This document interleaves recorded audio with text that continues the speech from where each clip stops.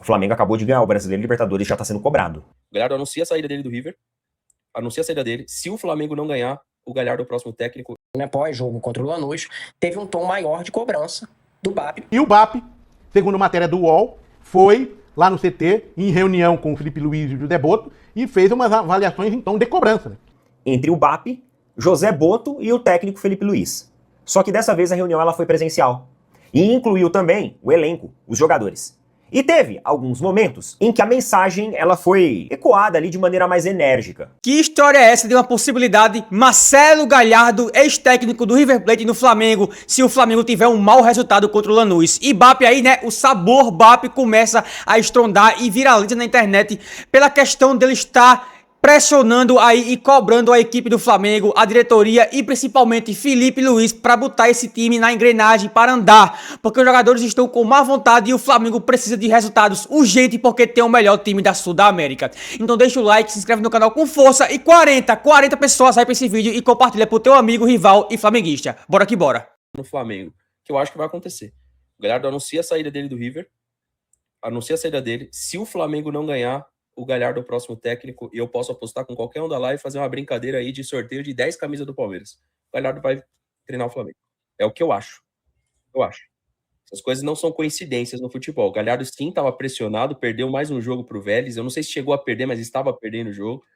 Fora de casa o jogo. E ele anunciou aí a saída. Então tá aqui a matéria. Vamos juntar toda a pauta, pessoal, para vocês entenderem o que vai ser a live.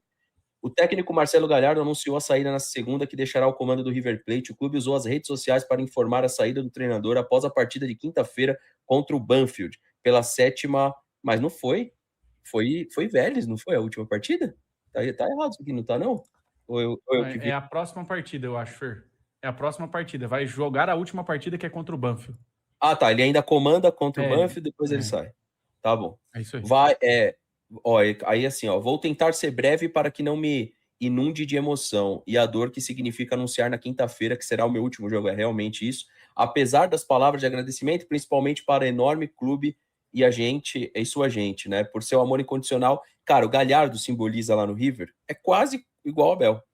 Quase igual. A diferença é que não ganhou tanto quanto o Abel, né? Mas assim, a história dele como jogador, como vencedor. Então, de fato, o Alexandre lembra do Mesa 42, e aí só para juntar as questões aqui, tá, pessoal? Eu acho péssimo pra gente, né? Eu acho que se o Flamengo fechar com ele, é péssimo. É péssimo, porque é um treinador que sabe comandar clubes com dinheiro, né? Pegou um Al-Ittihad e não entregou tudo aquilo que imaginava, mas também o Al-Ittihad não era o melhor elenco lá do mundo árabe, né? Eu tava vendo no All Sports e também lá no canal do Mauro César, que teve uma reunião lá no Flamengo. Uma reunião presencial, o que não é de praxe acontecer, o que costuma acontecer é uma reunião online.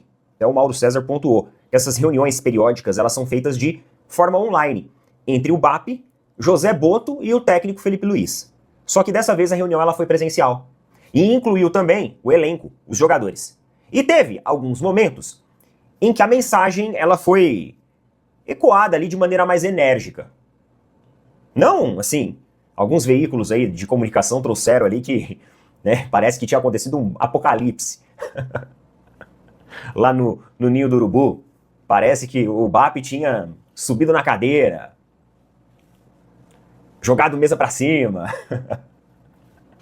dedo na cara. Parece que, assim, tinha sido uma parada maluca. Surreal, assim. Uma cobrança... Loucura.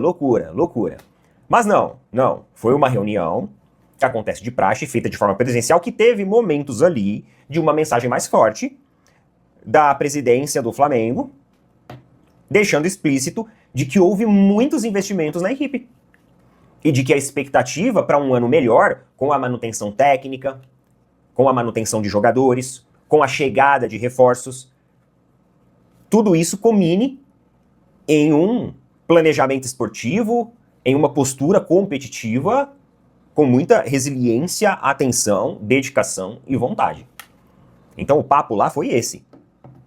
Foi uma reunião sem alterar tom de voz, mas sim de forma mais enérgica, em um tom ali para que todo mundo entenda de que, meu amigo, Foi colocado dinheiro aqui, tem estrutura, tem tudo. Tem tudo para trabalhar. Todas as condições, todas as ferramentas. Tudo que às vezes outros clubes têm de muleta para dar desculpa para um desempenho ruim, o Flamengo tem para justificar bons desempenhos. E essa, meus amigos, eu sinto que é uma parada diferente, sabia?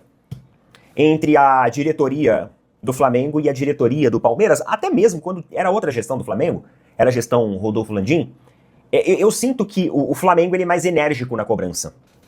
Que o Flamengo, assim, pô, começou o ano meio ruim, meio desajustado, a tolerância lá é baixa. Os caras já, ó, vamos fazer uma reunião aí, reúne todo mundo, ó, galera, ó, vamos acordar pra vida, fizemos investimento, fizemos isso, fizemos aquilo. E parece que a gente ficou basicamente 2 temporadas no Palmeiras, né, pessoal? Sem conquistar muita coisa, com a presidente meio que passando pano. Porque foi isso. Foi isso. O Flamengo acabou de ganhar o Brasileiro Libertadores e já tá sendo cobrado. Né, pós-jogo contra o Lanús, teve um tom maior de cobrança do BAP. Assim, quando a gente fala cobrança, parece que o cara tá, né, gritando e tal. Não é isso. É virar e falar assim, o que está acontecendo? Né? O que está acontecendo para o time não estar jogando o que a gente espera que jogue, né? Por que houve uma queda de rendimento tão grande depois de 2025? E aí, no debate ali entre eles, teve uma reunião também com os jogadores, mas essa cobrança foi mais na reunião com o Felipe e com o Boto. Teve ali umas discussões do que estava acontecendo. Entre eles foi apontado que teve uma férias grandes e que alguns jogadores relaxaram um pouco nas férias, então estão demorando mais para voltar fisicamente à forma deles, que você tem uma questão de desconcentração em determinados jogos que tem acontecido, e essa desconcentração afeta a confiança, porque o cara erra e aí depois ele fica sem confiança e começa a cometer mais erros ainda. Que tem tido dificuldade para botar o time, todos os jogadores num nível de físico uniforme, porque tem um jogo atrás do outro, então você tem dificuldade de trabalhar isso por conta da coisa que a gente já falou da temporada, né? O Flamengo saiu de férias em 18 de dezembro, né, pós-jogo do PSG, e voltou em 11 de janeiro. Então teve ali um período curto. Então esses são assim os principais pontos. Tem um reconhecimento de que tinha uma expectativa muito alta em relação ao Flamengo e que ela claramente não está sendo atendida, né? Gerou essa expectativa alta e que não está sendo atendida por todos, não é só pela torcida, quer dizer, tem uma insatisfação interna também, de que não está se atingindo. A insatisfação interna que eu digo assim, olha, todo mundo está reconhecendo que não está dentro do que deveria, né? Não está jogando bola dentro do que deveria. Então, todos esses aspectos são colocados na mesa e aí começa a se buscar soluções. Eu acho que o que a gente viu no jogo de ontem, que é essa cobrança da torcida, justamente essa questão da geração de expectativa, eu não sei o que cada um pode pensar, assim, a vaia, para mim, isso a torcida do Flamengo sempre vaiou, e é uma forma dela cobrar, e faz parte da cultura do clube, e quando o time tá jogando mal, faz parte de ser vaiado. Eu acho que o time sem vergonha, meio fora do escopo, para um time que acabou de ser campeão da Libertadores e do Brasileiro. Acho que é pesado demais, não faz muito sentido. Mas a vaia, totalmente pertinente dentro do que é a história do Flamengo. Outro dia apareceu um post para mim em rede social e tinha uma imagem da geral do Flamengo na década de 80 com uma placa escrito Júnior Bailarino. Ou seja, um dos maiores ídolos da história do clube, estava ali a torcida criticando ele no auge dele ali, né? Década de 80. Então, faz parte da cultura da torcida do Flamengo e é assim que o clube funciona. Agora, ontem, o que a gente percebe aí, conectando com essa parte do que é diagnosticado como problemas, é que o primeiro tempo é muito abaixo, desconcentrado, protocolar, lento, e o segundo tempo o time se conecta com o jogo, né? Não estou falando que foi brilhante, não, mas começa a brigar pela bola, começa a gerar mais de forma mais dinâmica. O Madureira é um confronto mais de nível mais baixo, mas estava se complicando no primeiro jogo. E aí, a partir disso, facilita. O jogo podia ter metido até mais gol, né? E como o Braz falou, primeira boa partida, primeiros 45 minutos bons do Arrascaeta e do Samuel Lino. Então, eu acho que esse segundo tempo traz uma lição para o Flamengo, que precisa de foco, precisa de uma postura muito ligada e dar intensidade ao jogo para começar a tentar sair dessa má fase. E o BAP, segundo matéria do UOL, foi lá no CT, em reunião com o Felipe Luiz e o José Boto, e fez umas avaliações em tom de cobrança, né? Fez reunião com o jogador também e tal. E, cara, não podia ser diferente, né? Ele entende que com tanto investimento que o Flamengo fez, não podia ter um começo tão ruim aí. Apesar de que teve também uma avaliação de que por que foi tão ruim esse começo? E aí a principal ponto foi a questão física, né? O Flamengo entrou mais tarde de férias, né? Voltou cedo, não deu tempo de fazer uma pré-temporada direito, já entraram jogando, principalmente depois do Carioca não ter começado bem com o Sub-20, teve que obrigar os jogadores a entrar em campo antes do planejamento, né? O planejamento já estava apertado, imagina entrar antes ainda. Então essa foi a avaliação da questão física. Alguns jogadores recuperam primeiro, outros demoram um pouco mais, né? Foi que o Felipe Luiz andou declarando também, né, cara? Então, o BAP se encontrou com os jogadores no diagnóstico interno feito entre o departamento de futebol e o BAP, há alguns pontos que foram colocados como motivo da crise técnica, né? Que é a questão física mesmo, que eu acabei de falar, né? Os jogadores têm níveis diferentes de preparo, né? Que foi dito pelo Felipe Luiz, né? Publicamente, e a dificuldade de recuperação com um jogo atrás do outro. Então, mas cara, se for pensar nesse ponto, vários times estão na mesma situação, né? Vários times. Claro, o Flamengo foi o mais prejudicado, foi o que voltou mais tarde. Essa que é a verdade. Mas a diferença de tempo, às vezes, do Flamengo para o outro, não foi tão grande assim, né?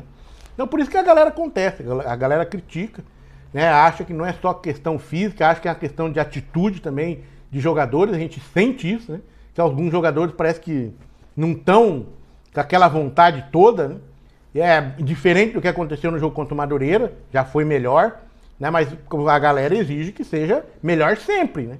Porque o elenco é muito caro, o elenco é bem pago, tem estrutura pra caramba, né? As pessoas esperam muito do Flamengo, e aí tem até o comentário do Felipe Luiz da questão da pressão que existe no Flamengo, né? É absurdo, não existe lugar nenhum do mundo, talvez no Real Madrid, né? E ele fala que o grande problema não são as críticas, mas sim quando ganha, quando o time tá bem, eleva o time num pedestal tão alto que fica, quando cai muito longe, cara. É um comentário interessante que ele fez, cara. É uma avaliação bem estranha, né? Porque realmente, se você pensar bem, é isso, ó. Ele fala assim, ó, como é que fala? O que o Felipe Luiz falou aqui? Vamos pegar aqui a fala dele. Bem assim, ó. A pressão no Flamengo eu nunca vi em outro lugar. Talvez o Real Madrid seja assim. A pressão local é incrível, mas quem vem pra cá sabe que é assim. Não acho que o problema é excesso de crítica, mas sim o excesso de elogio quando as coisas vão bem. Você é colocado em tal patamar que não está preparado para cair. Isso acontece comigo em 2019, já aconteceu com ele quando ele teve uma lesão, mas reverteu. Todo jogador tem um processo, alguns revertem rápido, alguns demoram, alguns não conseguem, vai de cada um pedir ajuda. A pressão é um privilégio, temos elenco para brigar por tudo e por isso que a pressão é grande. Então é bem isso. De repente, então, tem esse problema agora, mas vão ter que superar. Ele falou, alguns jogadores apresentam diferença, mas no fim das contas, meu amigo, vão ter que se juntar todo mundo aí e recuperar esse desempenho, porque a crítica tá enorme, a pressão tá grande, e o que ele falou, né? De repente, vai bem, nossa, joga lá pra cima. O Abel Ferreira fala muito disso no Palmeiras também, né? Quando o Palmeiras tá bem, todo mundo vai elogiando, ele já tá escolado, né? Ele fala, agora vocês estão me elogiando, mas se eu perder amanhã, já estão detonando, vamos virar o pior time do mundo. E é bem por aí que acontece, cara. Então o BAP foi lá, deu uma cobrada nos caras, vamos ver, né? Vamos ver se vai surtir efeito, né? Lembrando que tem a decisão da Recopa aí com o Lanús, o Flamengo precisa reverter. Não é muito gol, é 1-0, se o Flamengo fizer 2, já é campeão. Se for por um gol de diferença, vai para os pênaltis. Mas a gente imagina e acha que o Flamengo tem elenco, time e futebol para vencer bem o Lanús e não precisar de pênalti, nada. Rapaziada, então o palmeirense aí, né, ele concretiza que se o Flamengo tiver um resultado ruim aí contra o Lanús, o Galhardo que saiu que se demitiu, que saiu aí, que concretizou a saída aí no River Plate, está aí livre, e que se o Flamengo perder para o Lanús ou tiver um resultado muito ruim, o Flamengo vai contratar o Galhardo aí, né? Um técnico aí que já fez multicampeão com o River Plate, e que no Flamengo poderia fazer um estrago grande, e eles estão preocupados, né? Agora a pergunta nação, deixa nos comentários, tá? Realmente será que se Felipe Luiz perder mais um título pelo Flamengo, pelo time que tem, contra o Lanús, né? Que, assim, o elenco é muito abaixo do Flamengo, falando juntando todos os jogadores e montando todo o dinheiro, é muito abaixo, né? e perder ainda para o Lanús, será que o Felipe Luiz vai ser demitido e o Flamengo vai contratar Galhardo? Um possível técnico aí que está livre no mercado? Rapaziada, ninguém sabe, né? Do jeito que o Flamengo, a autopressão é grande, se o Flamengo perder, tomara que não, vamos botar boas energias, porque o Flamengo vai se recuperar nesse jogo aí, na final aí, no jogo de volta, no Maracanã lotadaço, e que a torcida possa vibrar sem vaiar. É guerra, rapaziada. Esse jogo vai ser guerra. Então, sem vaia, sem desapoio. É apoiar o máximo e fazer o Maracanã aquele inferno 2.0 que Gabigol fez contra o Atlético Mineiro, né? Então, que vamos pra cima. Vamos buscar esse resultado aí, porque o Flamengo tem time e tem muito time mesmo para buscar essa vitória e essa taça sem precisar de ir para as penalidades máximas, né? O Flamengo tem muito time e que o Felipe Luiz faça a coisa certa. Para de estar mudando a escalação, bota um time para jogar, bota os melhores jogadores o possível, tanto fisicamente quanto em qualidade. Para de panelinha. O negócio é o Flamengo acima de tudo. Queremos taça e o título é uma obrigação. O jogo de volta na final é guerra. Guerra declarada. O Flamengo precisa jogar com muito ódio e rancor. E ir pra cima sem dó e sem piedade. Deixa o like, se inscreve no canal com força e hype esse vídeo. E deixa aí tua opinião nos comentários sobre uma possível chegada aí de Marcelo Galhardo no Flamengo. Quem sabe, né? Ninguém sabe o que pode acontecer.